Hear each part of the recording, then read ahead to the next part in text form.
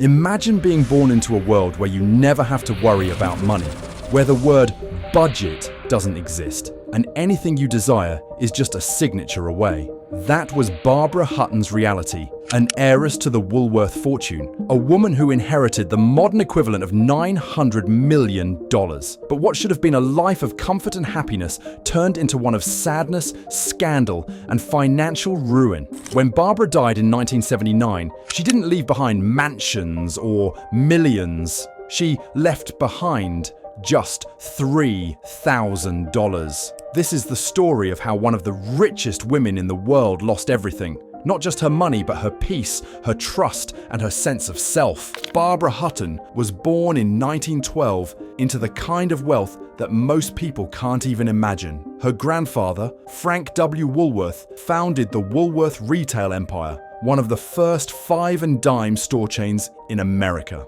By the time Barbara was born, the family name was already iconic. Money poured in from every direction. But despite the riches, Barbara's life was anything but golden. Her mother died when Barbara was just 4 years old, and she wasn't surrounded by warmth or affection after that. Instead, she was passed around from relative to relative like a burden, raised more by servants than by family. Even at an early age, Barbara craved something that no amount of money could buy: love. And that desperate need for connection would haunt her for the rest of her life.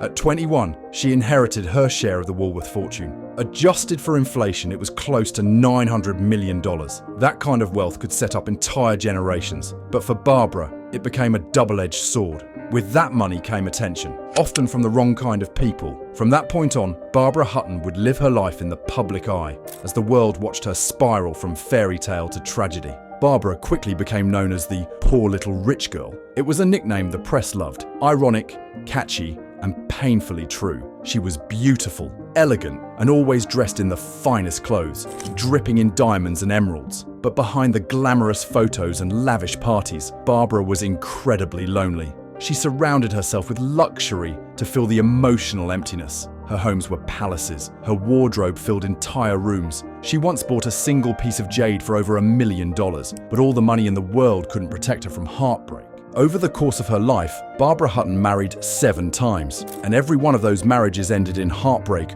or betrayal. Her first husband, Prince Alexis Moldavani, was a Georgian aristocrat, but more interested in her money than her heart. That would become a pattern. Barbara married royalty, actors, even a count. Her 5th husband was Cary Grant, perhaps the only one who didn't care about her wealth, but by then, the damage was already done. Each failed relationship left her more vulnerable, more broken, and more desperate for someone to truly love her for who she was. But it wasn't just husbands who took advantage of Barbara. Friends, advisors, and even her lawyer saw her more as a wallet than a woman. She would write checks without asking questions. If someone asked for a loan, she gave it. If someone needed help, she opened her purse. It wasn't generosity, it was a need to be needed. She bought people's loyalty because she didn't believe she could earn it with anything else. And over time, that blind trust bled her finances dry. She never learned how to say no, never hired anyone who would keep her spending in check.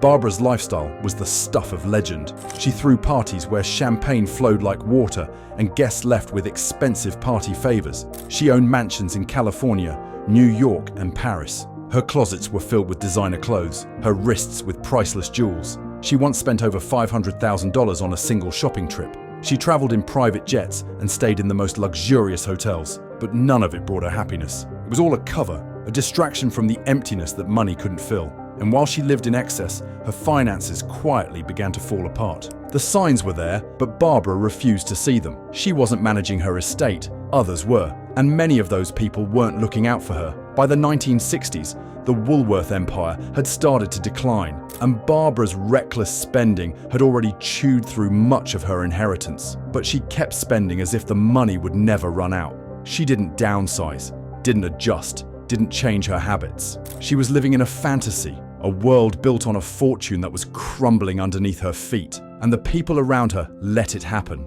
Barbara's health also began to deteriorate. She struggled with anorexia and depression for most of her life. She was frail, emotionally unstable, and often isolated.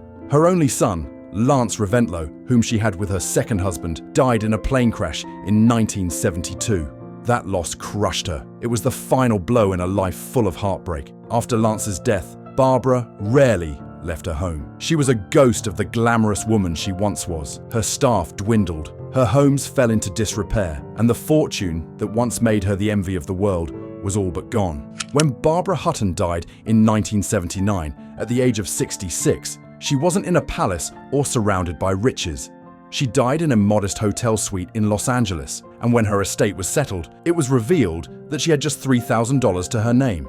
The woman who once had more money than entire towns had ended her life nearly penniless. It was a shocking end to a life that had started with so much promise. But maybe the most heartbreaking part of Barbara's story isn't the money she lost. It's the love she never truly found. Barbara Hutton's life is often held up as a cautionary tale, a story about the dangers of wealth without wisdom.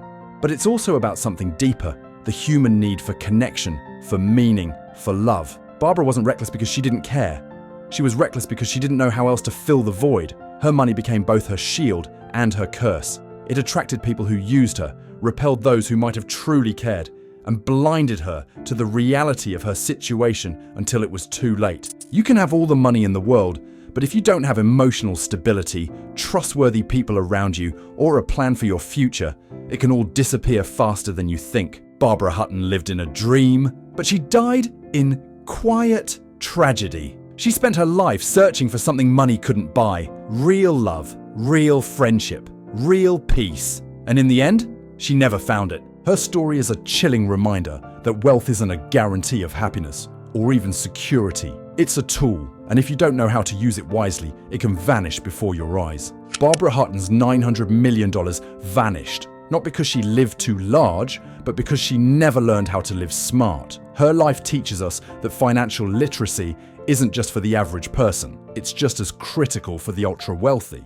Today, when people talk about generational wealth, Barbara's story often comes up as a warning, because money alone doesn't protect you from manipulation, heartbreak, or self-destruction. It can amplify your choices, both good and bad. And if you're not prepared, emotionally and financially, it can become a trap instead of a blessing. So, the next time someone says they wish they were born rich, remember Barbara Hutton, the heiress who had it all but lost even more.